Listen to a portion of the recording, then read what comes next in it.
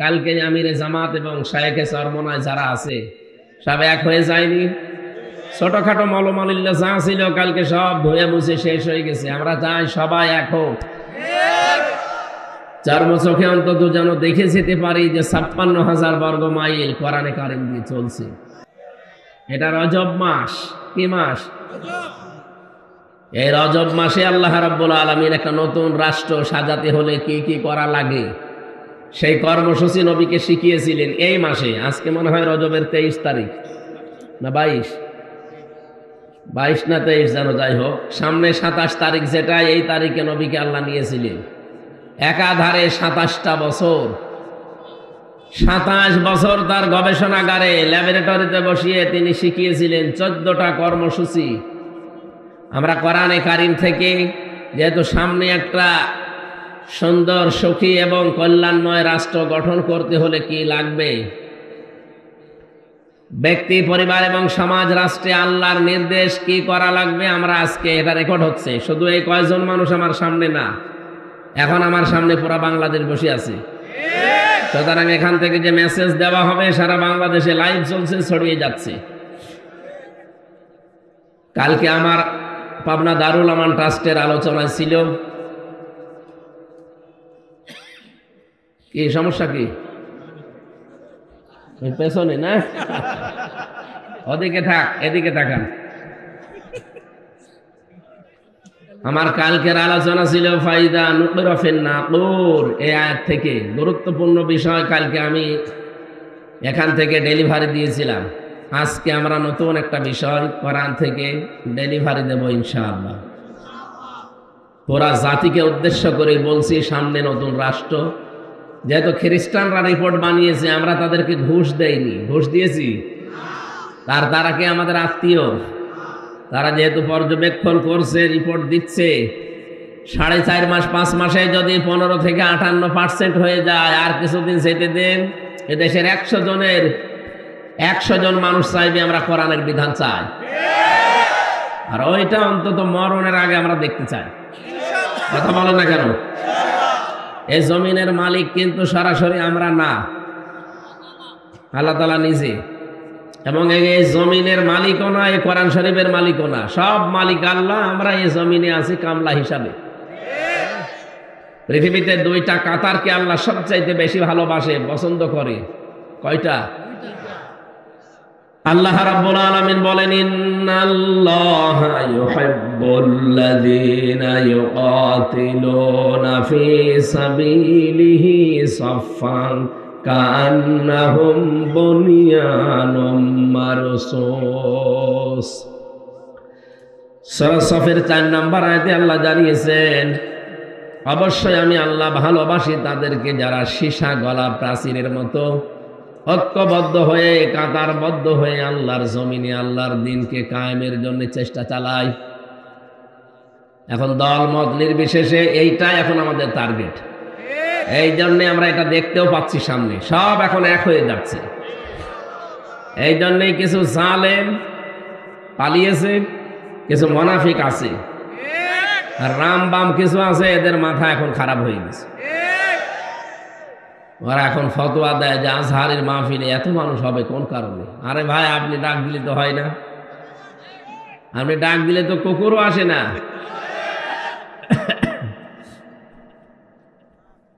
এই যে ইয়াদখুলুনা ফী দীনিল্লাহি আফওয়াজা, দলে দলে মানুষ পালে পালে ইসলামে আসবে, এটা তার একটা প্রমাণ।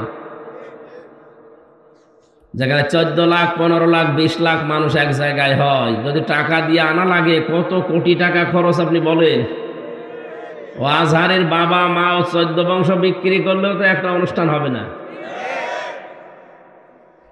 যে 3টা 4টা অনুষ্ঠান বাংলাদেশে করা হয়েছে, 4টাতেই রেকর্ড হয়ে গেছে। আল্লামা সাঈদী রহমতুল্লাহ আলাইহি ওই সময় যখন কথা বলতেন, তখন তো এরকম মিডিয়া ছিল না, তখনও মানুষ হয়তো 8-10 লাখ 20 লাখ। এখন ছাড়িয়ে যাচ্ছে, কারণ আল্লাহ প্রথমটায় দেখিয়েছেন যে ইয়াদখুলুনা ফী দীনিল্লাহ আফওয়াজা, দলে দলে মানুষ দেখতে পাবেন আপনি, পালে পালে আসতেছে ইসলামের দিকে। সুতরাং এই দৃশ্যটা দেখে আমাদের এখন মনে প্রাণে একটা আনন্দের সঞ্চার হচ্ছে, বিশ্বাস হচ্ছে আল্লাহ তার কথাটা আমাদের মনে হয় সামনে দেখাবেন। অনুরিয়া ফিরাউনা ওয়া হামানা ও জনুদাহুমা মিনহুম মা কানু ইয়াহজারুন। আল্লাহ বলেন, আমি অনুমাক্কিনা লাহুম ফিল আরদ, জমিনে শাসন ক্ষমতা এই মুসা নবীর অনুসারীদেরকে দিতে চাই এই কারণে, কারণ ফেরাউন তাদেরকে কোন ঠাসা করে রেখেছিল। এটা হাজার হাজার বছর আগের কথা। এখন আমরা দেখতে পাই এই 53 বছরে একটা দলকে বাতিলরা কোন ঠাসা করে রেখেছিল। আল্লাহ যেন ঠিক সেই দলটাকে মানন করে, এখানে মনন আছে, নুরিদু আন্না মুন্না, মানান মানে অনুগ্রহ। আল্লাহ বলেন, আমি ইচ্ছা করলাম যে একটা অনুগ্রহ করি। আলাল্লাযীনা ইসতাদআফু ফিল আরদি, ফিরআউন যাদেরকে জমিনে দুর্বল করে রেখেছিল, আনাজালাহুম আইম্মাতান, ওই দলকে আমি জমিনের নেতা বানিয়ে দেব। আনাজালাহুমুল ওয়ারিসিন, এবং তাদেরকে জমিনের উত্তরাধিকারী আমি আল্লাহ বানিয়ে দেব। ঠিক খাপের খাপ বাংলাদেশে মিলে যাচ্ছে। এখন যদি বলেন হুজুর আমার পক্ষে বলেন না, আপনার সাথে মেলে না, আমি বলবো কি করে? আপনার সাথে মিলছে? আপনার সাথে তো মিলছে না। যাদের সাথে মেলে তাদের নাম তো বলি না, এমনি মিলে যায়। এই 53 বছর তাদেরকে বিভিন্ন ধোয়া তুলে, ভুয়া ধোয়া তুলে, কি ধোয়া? পোড়া ভুয়া ধোয়া তুলে তাদেরকে আপনি জাতি থেকে আলাদা করে রেখেছিলেন। আমার জন্ম 92 সালে, আর আমার যদি আপনি রাজাকারের তালিকায় নাম দিয়ে দে, শয়তান হাসবে না? ওই সময় আমার বাবাও হয়েছে কিনা আল্লাহ জানে। এরপরেও সে তালিকা বানিয়েছিলেন, ও তালিকা কি গাঁজা খেয়ে বানিয়েছিল? জামাত শিবিরের নাম মাত্র 37 জন, তারপরেও 11 জন মরে গেছে। তারপরেও 11 জন মরে গেছে, কয়েকজন জেলে আছে, আর বাকি থাকে কয়জন? আর যারা তালিকা বানিয়েছে তারা 1060 জন। তাহলে এই ধোয়াটা এতদিন পর্যন্ত তুলে জনগণকে আপনি কি বুঝিয়েছিলেন? এখন তো নিজের ফতোয়ায় নিজে ধরা খাবে। কয়েকদিন আগে মামলার হাজিরা দিতে গিয়েছিলাম, যে আপনাদের পাশের জেলা না চাঁদপুর, ওখানে একজন আল্লাহর ওলি, এই যে ফিটনেস বিহীন বিএনপি, লাইসেন্স বিহীন জামাত বলতো, এক মহিলা বলতো না, ওনারে আমার সামনে দিয়ে নিয়ে যাচ্ছিল, দেখলাম ওনারই ফিটনেস নেই, ওনার লাইসেন্স তো নেই। লাইসেন্স আছে, ফিটনেসও নেই। চেহারা আগে যাকে একটু তেল মেল দিত, এখন তো তেল পায় না, কিরকম লাগতেছে দেখতে। জিজ্ঞাসা করতে গেলাম যে আপা কেমন আছেন, কি অবস্থা বানিয়েছে পুরা। ও যা বলতো আল্লাহ উল্টিয়ে ওর ওপরে ঢেলে দিয়েছে। এই দেশে আমার মনে হয় যে যা করেছে পুরা টালটা তার উপরে ছেড়ে দিয়েছে। এবার একটা পরিচিত আয়াত পড়ছে, দেখেন তো আপনাদের সাথে মেলে কিনা। গায়রিল মাগদুবি আলাইহিম ওয়ালাদ-দাল্লিন।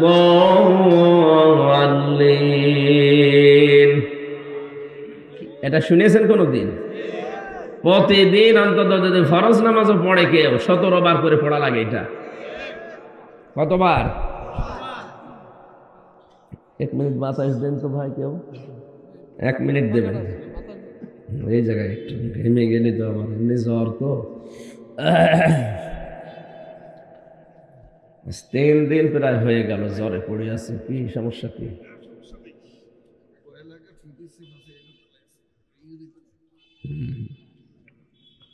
কোথায় যাচ্ছেন? এই যে এই জায়গায় মুরব্বী মানুষ দরকার, কি আর কেউ নেই কমিটির? দেন এই জায়গায় দিন, 1 মিনিট দেওয়ার পরে বন্ধ করে দিন। বেশি দিলে আবার এখন পড়ে দিন। সুবহানাল্লাহ আলহামদুলিল্লাহ লা ইলাহা ইল্লাল্লাহ সুবহানাল্লাহ আলহামদুলিল্লাহ।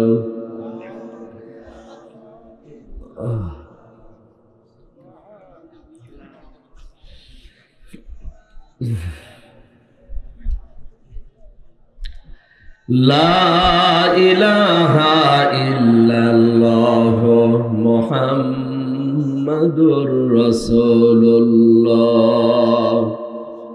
এই যে গেটে যারা দাঁড়িয়ে আছেন, আপনারা কি ওই দলের লোক? কি কোন কারণে ওখানে দাঁড়িয়ে আছেন বলেন তো? আপনার কি বিবেক আছে না? কত মানুষ বসে আছে দেখতে পাচ্ছেন না? এতে সুন্দর করে এই জায়গাগুলো বসা যায় না। এই এখানে দাঁড়িয়ে আছেন কলকাতা, বসেন। আর এই স্বেচ্ছা যাবো কি করেন কি? গেট থেকে সব বের করে দেন, কাউকে দাঁড়াতে দেবেন না ওখানে, সব বলেন যে বসেন।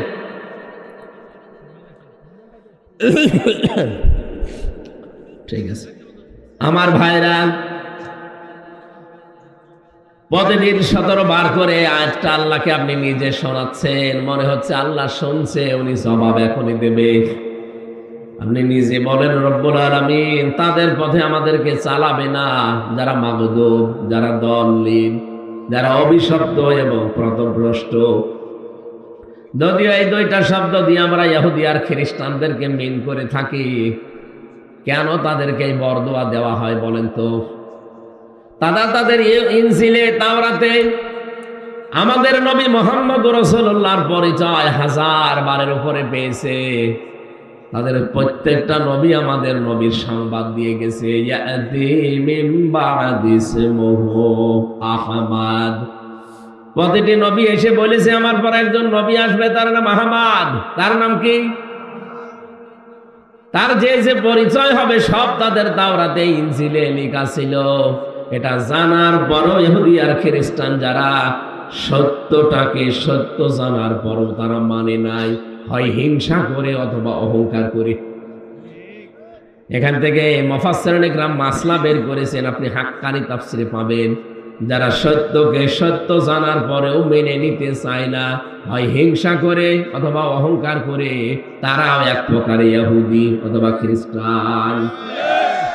ওদের উপরে যেমন আল্লাহর লানত, ওরা পথভ্রষ্ট। আমি যদি আজকে সত্যি সত্যকে সত্য জানার পরে শুধু অন্ধ দলীয়করণের জন্য অন্ধ ভক্ত হয়ে সত্যকে না মানতে চান, আপনার নিজের এই বরদোয়া নিজের উপরে ওই ফিটনেসের মতো পড়বে। কথা বলেন না কেন? যা যা বলেছিল সব এখন ওর উপরে পড়ছে।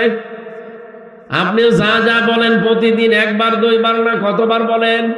শুধু ফরজ নামাজ পড়লেও 17 বার বলা লাগে। এই জন্য আমরা এখনই সাবধান হব, আমার বরদোয়া আবার আমার উপরে আল্লাহ ঢেলে না দেয়। বলেন আমিন। আমার ভাইরা, সত্যকে সত্য জানার পরে মেনে নেওয়া লাগবে। এটা যদি আমার মন মেনে নিতে নাও চাই, জোর করে হলেও মানা লাগবে। আমার বাবা মা, আমার দলীয়করণ যারা আছে, দলের লোক, তারা হয়তো মন খারাপ করবে, করুক, আমাকে মেনে নেওয়া লাগবে সত্য। হযরত ইব্রাহিম আলাইহিস সালাম কিন্তু সত্যকে অনুসন্ধান করছিলেন। তারকা দেখে মনে করেন এইটাই আমার রব, চাঁদ দেখে মনে করেন এটা আমার রব, সূর্য দেখে মনে করছিলেন না এটা আমার বড় রব। হাযা আকবার। সর্বশেষ আমার আল্লাহ বলেন না, যেগুলো ডুবে যাচ্ছে একটাও স্থায়ী হচ্ছে না। তিনি জাতির লোককে ডাক দিয়ে বললেন, বারিউম মিম্মা তুশরিকুন, আমি তোমাদের থেকে মুক্ত, যাদেরকে তোমরা শিরিক বানাও, শরীক বানাও। ইন্নী ওয়াজ্জাহতু ওয়াজহিয়া লিল্লাযী ফাতারাস সামাওয়াতি ওয়াল আরদা হানিফা ওয়া মা আনা মিনাল মুশরিকিন। এই দোয়াটা কত বড় কঠিন দোয়া, আমরা জায় নামাজের দোয়া বানিয়ে চালিয়ে দিচ্ছি, অথচ এটা কত কঠিন কথা আপনি টের পেয়েছেন। যে অবশ্যই আমার এই চেহারা বলতে শুধু এইটাই না, আমার যত কিছু দুনিয়াতে আছে সব আজকে আমি ঘুরিয়ে দিলাম। এই ইন্নী ওয়াজ্জাহতুর ভেতরে এই চেহারা যেমন আছে, আপনার ক্ষমতা আছে, আপনার ছেলে মেয়ে আছে, আপনার প্রভাব প্রতিপত্তি আছে, আপনার জমি জায়গা আছে, যা আছে সব আমি ঘোরালাম আজকে। ফাতারাস সামাওয়াতি ওয়াল আরদা হানিফা, আসমান আর জমিনের উদ্ভাবক যিনি, আমি একনিষ্ঠভাবে তার দিকে ঘুরে আসলাম। ওয়া মা আনা মিনাল মুশরিকিন, আমি কিন্তু মুশরিক না। এই গ্যারান্টি আপনি দিয়েছেন। হযরত ইব্রাহিম আলাইহিস সালামের গ্যারান্টিটা আমাদের জাতির পিতা এমনি দেয়নি। তিনি কিন্তু খুঁজছিলেন কোনটা হক কোনটা হক, তিনি নিজে খুঁজতে খুঁজতে পেয়েছিলেন। আর আমাদের চোখে আঙ্গুল দিয়ে দেখিয়ে দেওয়া হয়, এরপরও অনেকে মানতে চায় না। হক দল কোনটা, হক পন্থী মানুষ কারা, আপনাকে আল্লাহ কিন্তু দেখিয়ে দিয়েছে আপনি কাদের অনুসরণ করবেন, সেইটাও কোরআনে কারিমে আল্লাহ দিয়েছেন সূরা ইয়াসিনে, ইত্তাবিউ মাল্লা ইয়াসআলুকুম আজরা ওয়া হুম মুহতাদুন। তোমরা সবাই মিলে অনুসরণ করো, ইত্তাবিউ বহু বছর, তোমরা সবাই মিলে অনুসরণ করো যারা তোমাদের কাছে আল্লাহর এই বাণী পৌঁছিয়ে দেয় কিন্তু উজরত চাই না, পারিশ্রমিক চাই না। 2 নম্বরে তাদের গুণ পাওয়া যাবে অহুম মুহতাদুন, তারা হেদায়েতের উপরে আছে। বাংলাদেশের দিকে তাকান, অনেকে আমরা কোরআনে কারীম প্রচার করতে গিয়ে যারা দড় কষাকষি করি, যার প্রথম অর্থটা আমরা মিলাতে পারলাম না। 2টা গুণই আপনার ভেতরে থাকা লাগবে। 1 নম্বর, হয়তো আপনি হেদায়েতের পথে মানুষকে ডাকেন, ঠিক আছে, কিন্তু নিজে হেদায়েতের উপরে নেই। 2 নম্বরে, অনেকেই নিঃস্বার্থভাবে মানুষকে ডাকে ঠিক, হেদায়েতের উপরে নিজে নেই, কিন্তু মানুষকে ডাকতেছে হেদায়েতের দিকে। 2টাই গোমরাহ। কথা বোঝেন আমার? না বোঝেননি, আবার বলছি। আপনাকে এই আয়াতটা সামনে নিয়ে যাকে অনুসরণ করবেন দেখবেন এই 2টা সে মানে কিনা। ইত্তাবিউ, অনুসরণ করো তাদেরকে, মাল্লা ইয়াসআলুকুম আজরা, যারা তোমার কাছে উজরত চায় না, পারিশ্রমিক চায় না, ওয়াহুম মুহতাদুন, এবং তারা হেদায়েত প্রাপ্ত। যখন হেদায়েতের উপরে থাকবে কারা, কারা হেদায়েত প্রাপ্ত, এটা আল্লাহ কিন্তু সূরা বাকারায় আগে জানিয়ে দিয়েছেন। এই যে আয়াতটা পড়লাম, এটা সূরা বাকারার আয়াত না ইয়াসিনের আয়াত? আগে আল্লাহ সূরা বাকারা দিয়েছেন না সূরা ইয়াসিন দিয়েছেন? তার মানে হেদায়েত প্রাপ্ত কারা? আপনি সূরা বাকারার 255 নম্বর আয়াত থেকে দেখবেন, ওই জায়গায় আল্লাহ সাজিয়েছেন যে এরা হেদায়েতের উপরে আছে। ওয়ালা নাবলুওয়ান্নাকুম বিশাইইম মিনাল খাউফি ওয়াল জু'i ওয়া নাকসিম মিনাল আমওয়ালি ওয়াল আনফুসি ওয়াস সামারাত ওয়া বাশশিরিস সাবিরিন। লামে তাকিদ নুনে সাকিলা, আল্লাহ বলেন অবশ্যই আমি আল্লাহ তোমাদের পরীক্ষা করব। বিশাইয়্যিম মিনাল খাউফ, ভয় দিয়ে। আজ তামাম দুনিয়ায় আমাদের ভয় দেখায় কে? এদেশের নাস্তিকরা, আমার বাম সালেমরা তো ভয় দেখাতোই, তামাম দুনিয়ায় আমাদেরকে ভয় দেখাতো, এখনো দেখাচ্ছে। যাদেরকে তামাম দুনিয়া ভয় দেখাবে, কখনো ক্ষোধা দিয়ে আমি আল্লাহ তোমাদের পরীক্ষা করব, ভয় দিয়ে, ক্ষোধা দিয়ে, শস্য খ্যাত দিয়ে, এবং সন্তানাদির ক্ষতি দিয়ে। এরপরে অবাশির সাবিরিন, আল্লাহ বলেন ধৈর্যশীলেরা, এদেরকে সংবাদ দেন, সুসংবাদ।